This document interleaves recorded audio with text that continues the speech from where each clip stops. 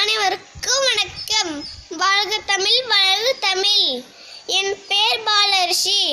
நான் முதலாம் வகுப்பு படிக்கின்றேன். நான் பெரம்பலூர் மாவட்டத்தை சார்ந்தவன். நான் இன்று பேச எடுத்துக்கொண்ட தலைப்பு மயிலுக்கு பொறை தந்த பேகன்.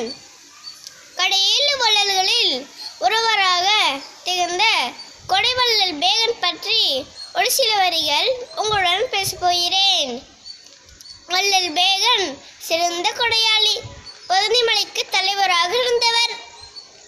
வள்ளல் பேகன் குதிரைமேறியில் சென்று சிறு கொண்டு போர் புரிபவன் என்றாலும் அவன் கைகள் வல்லன்மை மிக்கவை. வள்ளல் பேகன் கொடைத்தன்மையை கொடைமடம் என்று சான்றோர்கள் போற்றி கூறுவர். மடம் என்றால் அறியாமை. மழையானது இந்த இடத்தில் பெய்ய வேண்டும், இந்த இடத்தில் பெய்யக்கூடாது என்று பாராமல் எல்லா இடங்களிலும் மழை பொழியும். அதுபோல வள்ளல் பேகனும் மழை போன்றவன்.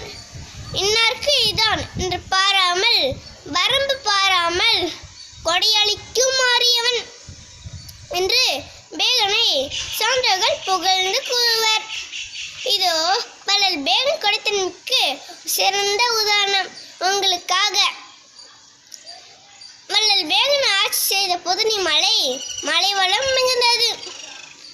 அப்பகுதியில் எப்பொழுதும் மயில் ஆடி திரிந்து கொண்டிருக்கும். அப்படி ஒரு நாள் அவ்வழியாக சென்ற வள்ளல் பேகன் ஆடிக்கொண்டிருந்த மயில் அகழ்வதை கேட்டான். மயில் குளிரா அகழ்வது என்று எண்ணி சற்றும் யோசிக்காமல் தன் போரை மயிலுக்கு போட்டிட்டான் கொடைவள்ளல் பேகன்.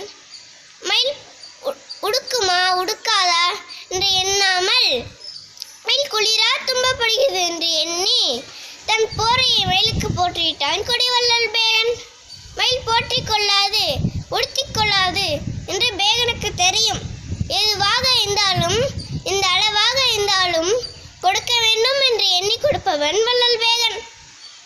இந்த பிறவில் கொடுத்தால் வரும் பிறவில் பயன் கிடைக்கும் என்று மறுமை நோக்குறதல்ல அவன் கொடை.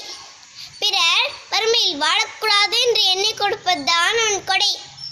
இவ்வாறு வள்ளல் பேகன் மயிலுக்கு பொறை தந்த வள்ளல் என்று இன்றும் நம் மனதில் வாழ்ந்து கொண்டிருக்கிறார் என்று கூறி விடப்படுகிறேன். வாய்ப்புக்கு நன்றி.